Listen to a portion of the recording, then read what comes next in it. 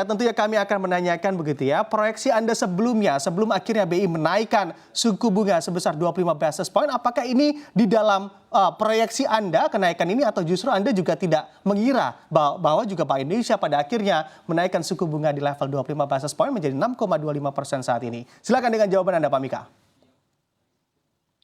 Baik, keputusan Bank Indonesia pada minggu ini memang di luar dugaan saya, di mana pada awal tahun ini, bahkan hingga minggu lalu perkiraan saya BI rate akan dipertahankan pada level 6%. Kemudian, yang saya harapkan adalah suku bunga akan mulai turun pada Q2 2024. Tetapi dengan keputusan BI ini naik ke 6,25 untuk bisa mengendalikan stabilitas di pasar keuangan di dalam negeri, juga mempertahankan nilai tukar rupiah. Saya pikir ini dapat mendorong naik perkiraan saya, merevisi perkiraan saya ke level 6,25 dipertahankan hingga akhir semester 1 2024 dan baru akan mulai turun harapan saya nanti di semester 2 2024 ini.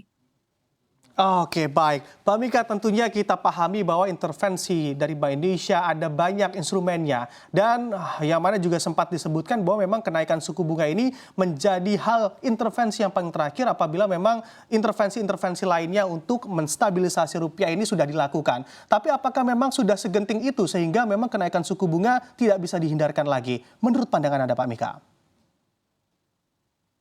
Baik, memang ini bukan keputusan yang mudah, saya pikir bagi BI untuk menaikkan BI rate karena berdampak pada aktivitas ekonomi di dalam negeri. Tetapi dengan perkembangan dalam beberapa minggu terakhir, di mana terjadi pelemahan pada pasar obligasi di dalam negeri dan juga disertai pelemahan pada pasar saham akibat data-data ekonomi di Amerika Serikat yang lebih baik daripada estimasi, kemudian juga ditambah dengan meningkatnya krisis militer di Timur Tengah. Saya pikir ini memaksa Bank Sentral untuk mengambil satu langkah pencegahan atau yang BI katakan sebagai langkah preemptif ya, untuk mengendalikan nilai tukar rupiah dan juga menjaga tingkat inflasi impor dan juga menjaga ekspektasi inflasi supaya ke depan inflasi di dalam negeri bisa terjaga dan suku bunga bisa kembali rendah di jangka menengah panjangnya.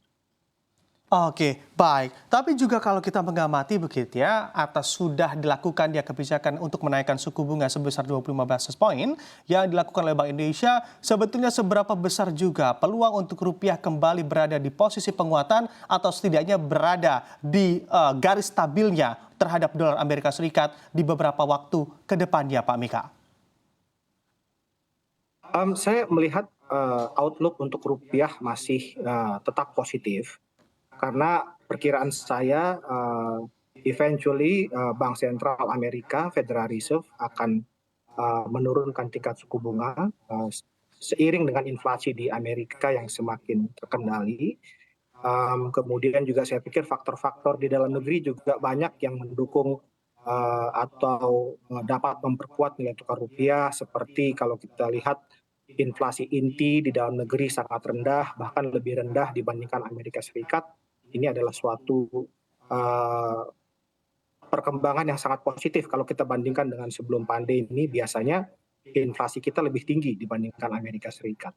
Kemudian juga saya melihat anggaran pemerintah Indonesia hingga kuartal 1 2024 juga masih tetap surplus. Kemudian juga kita melihat dalam minggu ini BPS melaporkan bahwa neraca perdagangan kita di bulan Maret itu naik drastis ke atas 4 miliar US dollar dan diharapkan ini dapat memperkuat neraca transaksi berjalan kita di tahun 2024.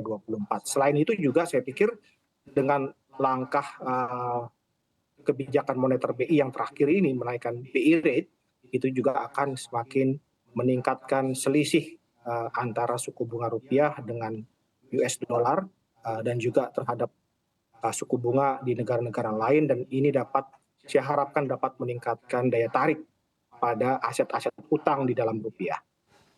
Oke, baik. Kebijakan yang dianggap tepat lalu juga fundamental yang Anda katakan masih cukup baik, fundamental ekonomi RI. Tapi mengapa nyatanya sehari setelah BI menaikkan suku bunga justru rupiah kembali terkoreksi terhadap dolar? Apakah memang untuk titik reboundnya rupiah kembali menguat ini juga belum terlihat di depan mata atau membalikkan tren pelemahan menjadi tren penguatan rupiah terhadap dolar, Pak Mika? Baik Mas Bram, saya pikir yang perlu kita sadari pada bulan Maret April ini memang cukup banyak permintaan dari korporasi, terutama untuk pembayaran dividen yang akan direpatriasi, sehingga ini saya perkirakan juga menyebabkan permintaan untuk valuta asing cukup besar untuk bulan April ini.